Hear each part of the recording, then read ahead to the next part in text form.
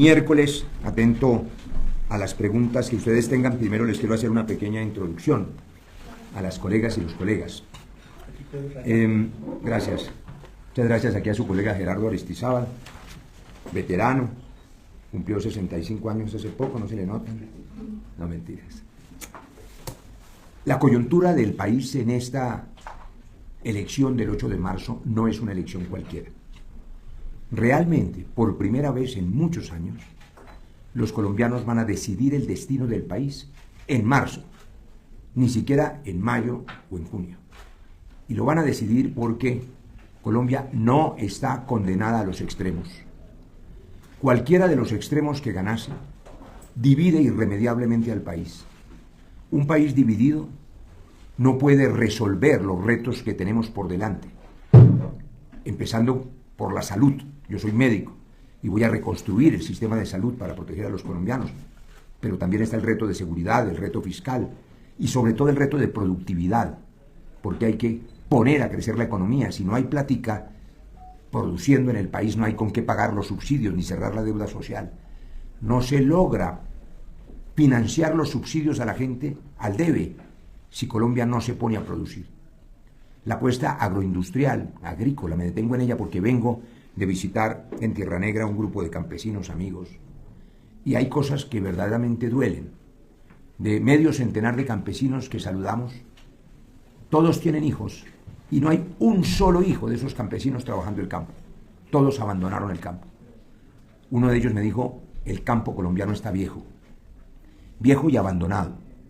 Los campesinos de Boyacá, como los campesinos de Colombia en su inmensa mayoría, siguen sin protección, sin seguridad social, sin garantías de salud, siguen pagando arriendo por el pedazo de tierra en el que tienen el surco, siguen padeciendo las fluctuaciones del mercado en su cosecha, haciendo que los intermediarios les impongan el precio.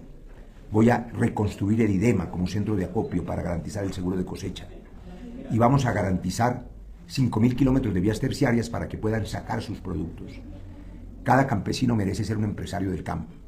Y la educación que vamos a reformar será educación para el trabajo.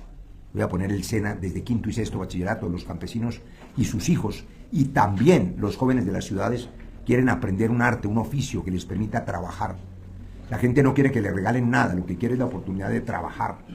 Las carreras universitarias que impulsemos tienen que servir articuladas con nuestras apuestas productivas, agroindustrial, turística, minera.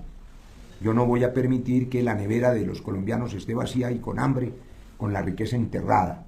Voy a reactivar la minería con toda la protección ambiental que resulte necesaria. Yo aprobé el Tratado de Escazú, pero vamos a reactivar la minería del cobre, del níquel, del gas. No podemos importar gas para pagarlo al triple teniendo gas debajo de la tierra.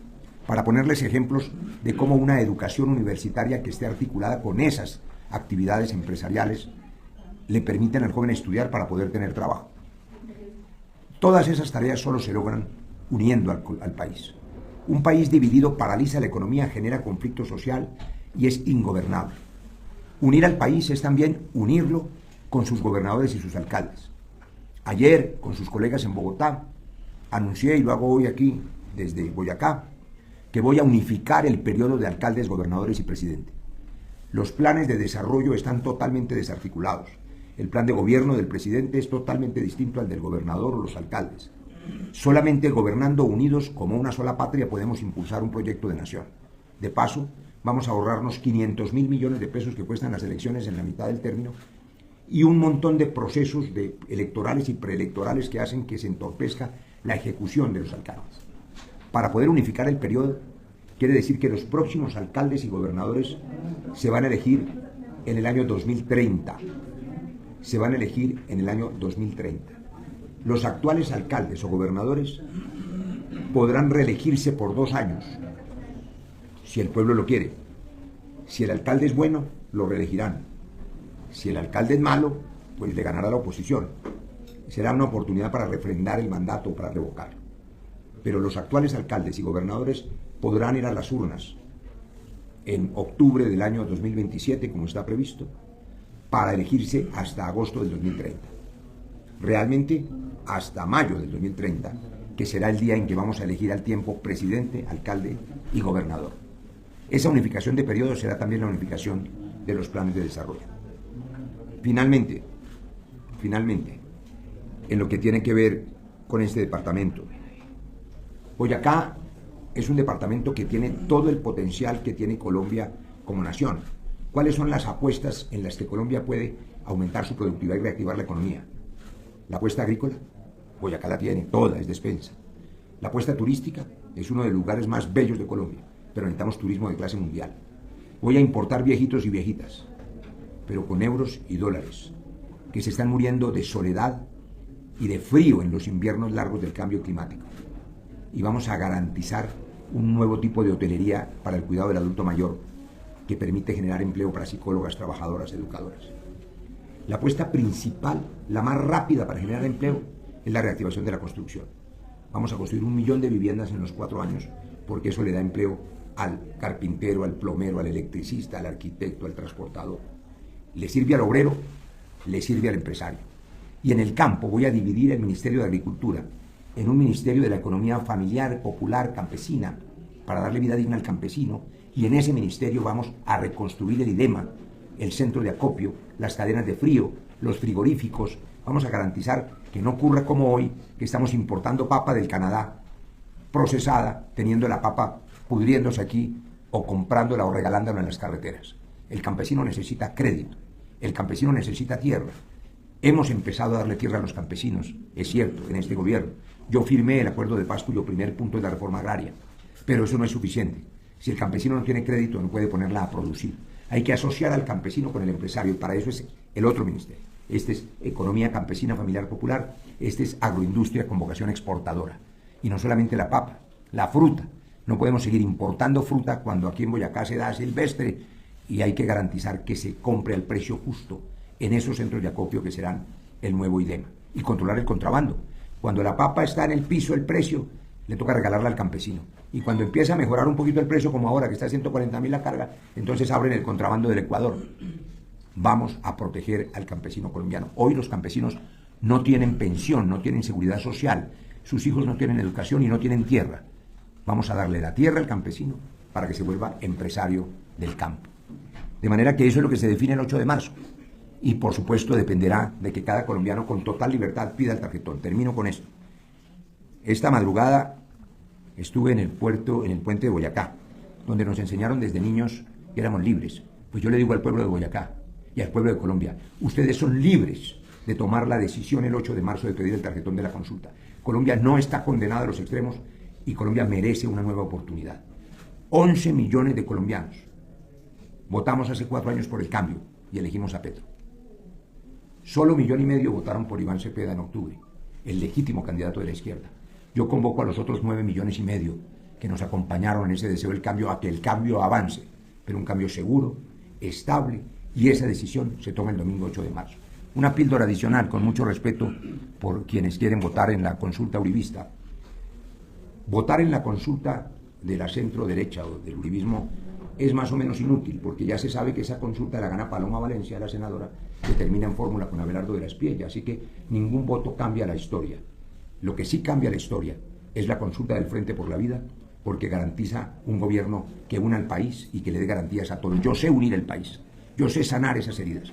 Y en ese tarjetón, el de las consultas, que es uno solo, que hay que pedirlo, yo estoy donde estoy desde que nací, abajo y en el centro. Atento a sus preguntas. Doctor Roy, el tema principal que le atañe a ¿Cómo es tu nombre? Cristian Amón, de Chile Noticias. Gracias. El tema Cristian, que le atañe a Boyacá en estos momentos, y es lo que más noticia es en el Boyacá, es el tema de salud. Usted es médico, pero lastimosamente ni el cambio ni antes hemos mejorado el tema de salud. ¿Qué haría en el caso que fuera presidente? Y mi segundo tiene que ver, usted estuvo en Inglaterra y el tema de seguridad en Inglaterra se ha puesto más complicado con el tema de los biométricos. ¿Le apostaría a un tema de seguridad igual, donde las libertades, o sea, no se puede comprar ni vender fácilmente, como está pasando en Inglaterra, usted que estuvo por allá? Esos son mis dos temas. Muy buenas las dos preguntas. Primero, voy a reconstruir un sistema de salud en que los colombianos vuelvan a saber que alguien los protege en su vida, corrigiendo los errores enormes que tuvo el sistema y que tienen que ver con la corrupción por la falta de control en el manejo de los recursos de EPS e IPS piratas.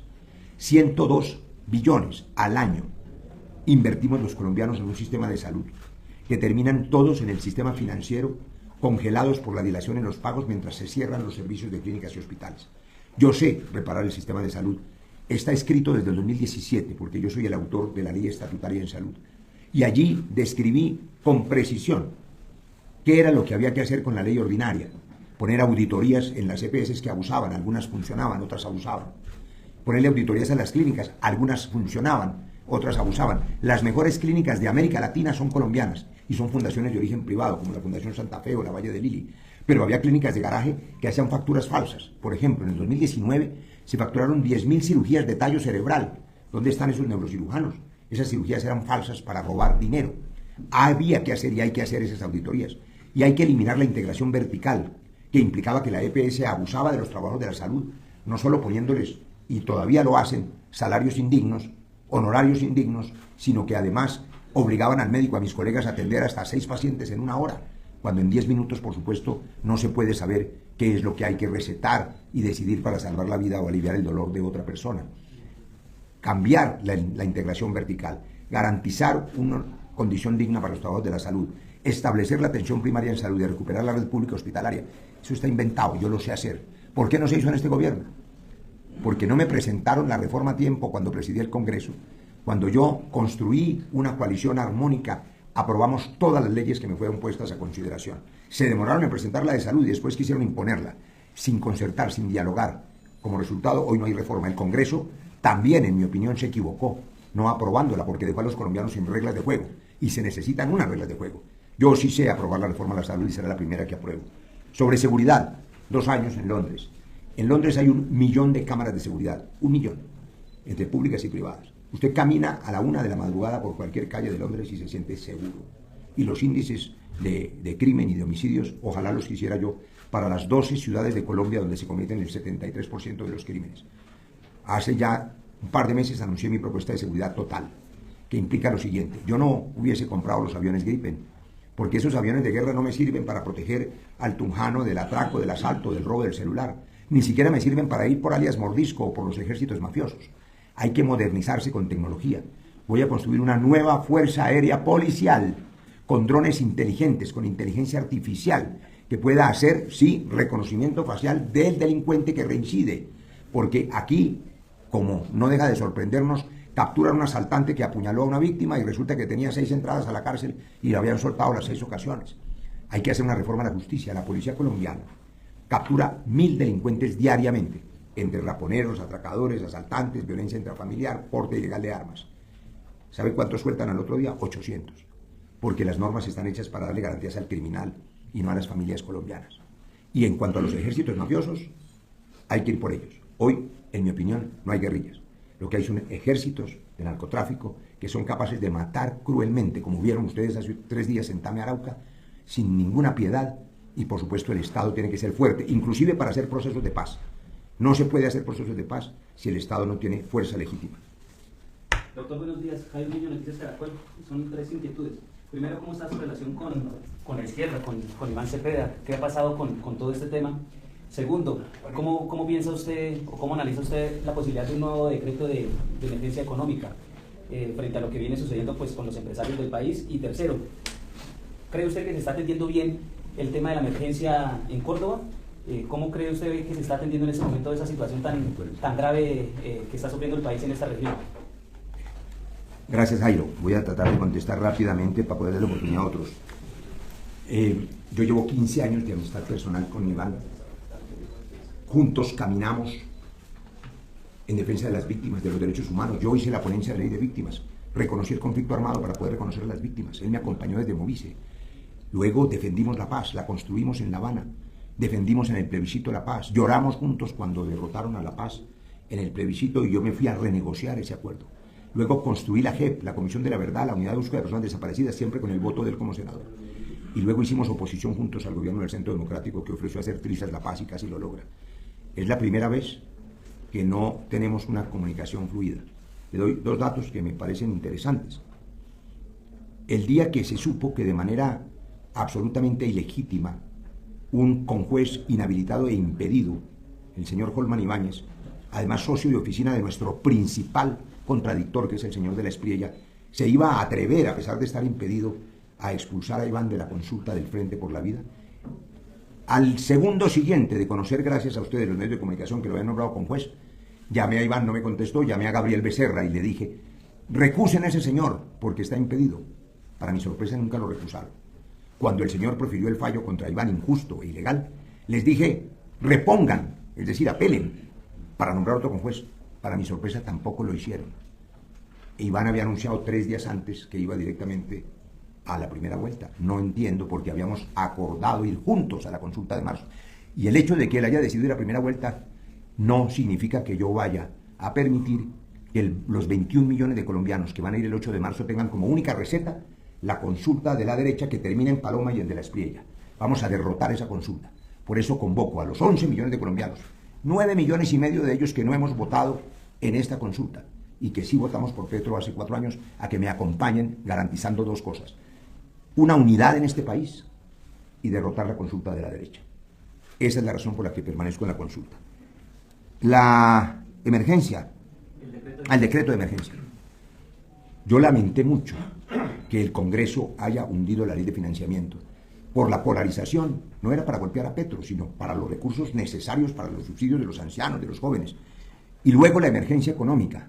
Hoy yo respetuosamente insto a la Corte a que garantice los recursos de la emergencia económica. Lo de Córdoba es una tragedia. Ayer y anteayer logré tramitar donaciones de sectores privados a los que quiero reconocer porque han sido solidarios. FEMSA, Coca-Cola, El Éxito, Cruz Verde, que van a seguir enviando ayudas y colchonetas a Córdoba, pero eso no es suficiente. Se necesitan miles de millones de pesos para recuperar las pérdidas del campo y de las viviendas de 30.000 damnificados, 11.000 viviendas destruidas. Así que sí se necesita una emergencia económica y yo espero que la polarización no impida que lleguen los recursos solidarios.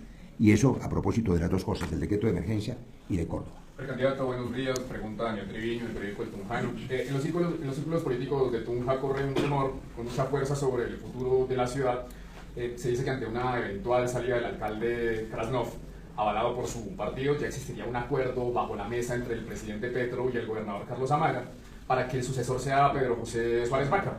¿Qué le puede decir usted a los tunjanos que sienten que el futuro de la alcaldía ya está siendo negociado en Bogotá y no en las urnas como tendría que ser?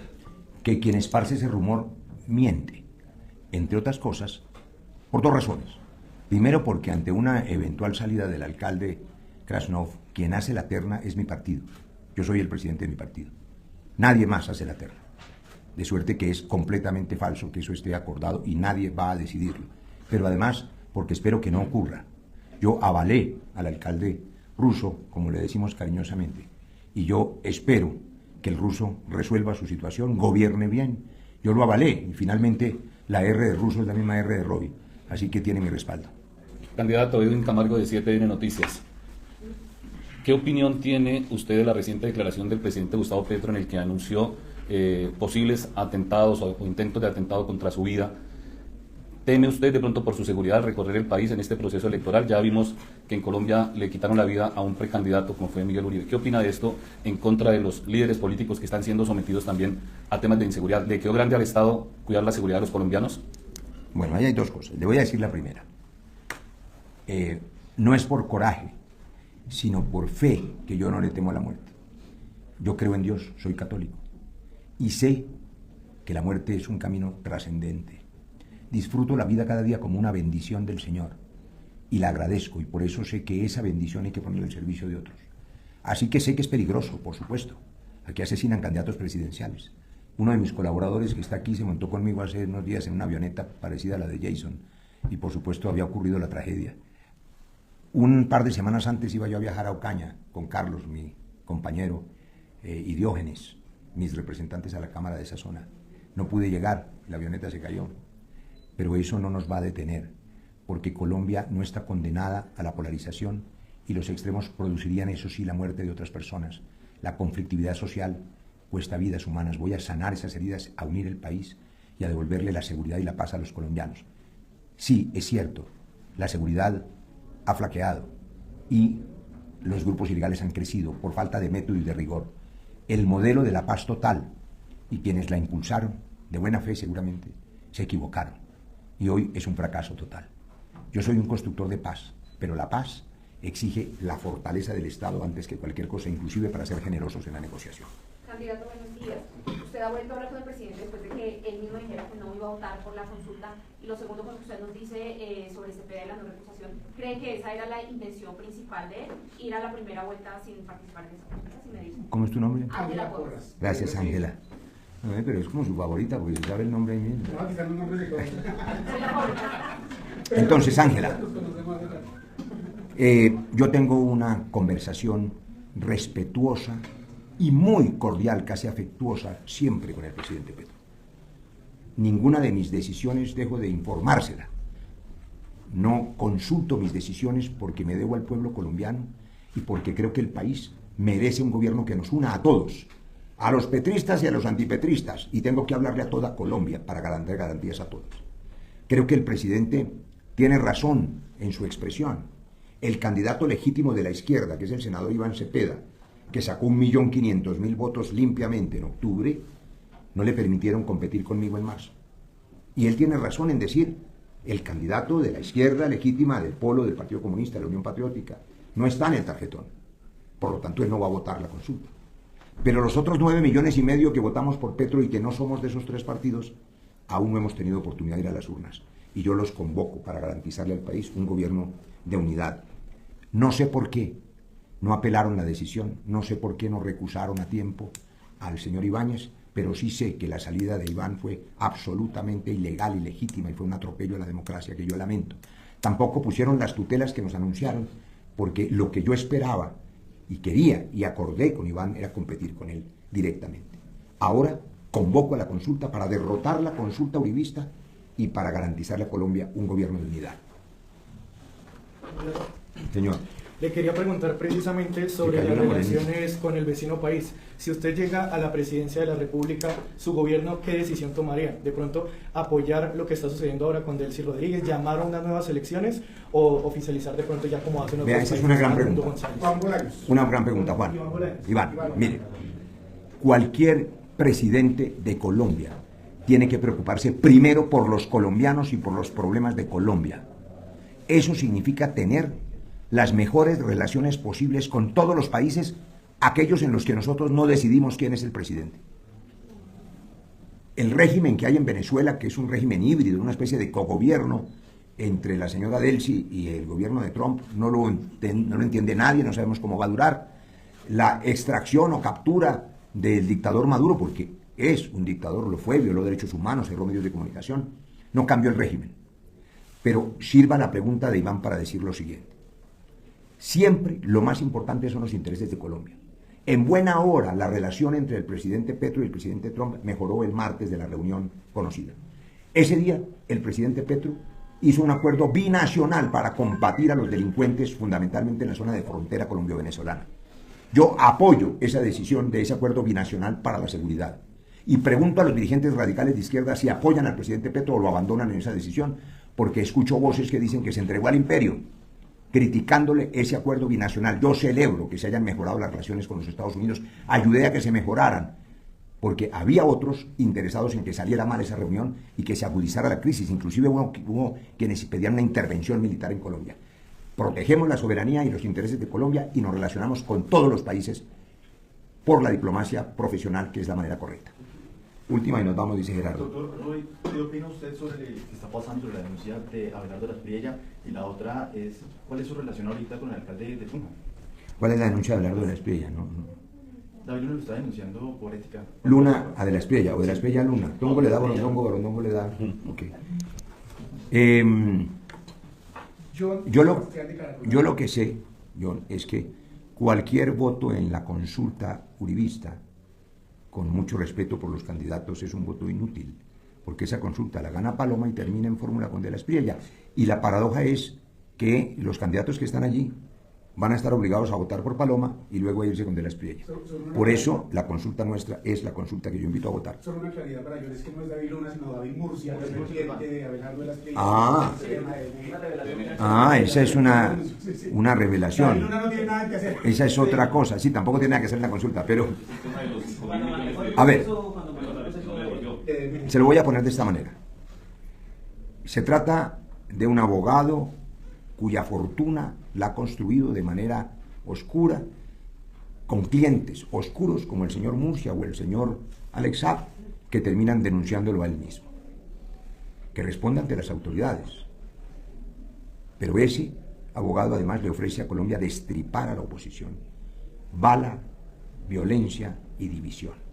Voy a derrotarlos el 8 de marzo, dándole a Colombia un gobierno sin miedos y sin odios, pero los necesito pidiendo el tarjetón del Frente por la Vida. ¿A qué candidatos apoya usted en Boyacá y quiénes lo apoyan? ¿Qué candidatos lo están apoyando en Boyacá? Un presidente de la República que pretende la unidad del país tiene que darle garantías a todos y a todas. Yo estoy muy contento de recibir apoyos, sobre todo de las organizaciones campesinas, la ANUC, la Unión Sindical Obrera, la CUT, los trabajadores colombianos, también los sectores liberales, grandes sectores del Partido Liberal en todo el país y en Boyacá, verdes progresistas, conservadores con Roy, gente que no quiere que el país se divida, que saben que yo soy capaz de unirlos y darle garantías a todos. Así que bienvenidos todos, inclusive el Centro Democrático, que sabrá que conmigo tiene garantías porque yo soy el autor del Estatuto de la Oposición. Y respetaré los 16 senadores que van a elegir. ¿Se va a reunir hoy con José Luis Borges? Tengo una agenda muy larga que está mi equipo organizando, tengo como 30 reuniones, no sé si una de ellas es esa. Espero que sí. Vamos, la compañera, la última. Después de las críticas que diferentes sectores y en redes sociales durante el fin de semana le han hecho, ¿cuál es su plan para posicionarse y fortalecerse ante la opinión pública? El presidente Petro les ha dicho que el sectarismo divide y que en cambio el diálogo une y construye. Le voy a confesar una cosa, Camila. A veces me canso de las agresiones de las bodegas fanáticas en las redes. Y les pregunto, ¿qué pretenden? ¿Abrir unas heridas en las que después sea imposible unirnos el 9 de marzo?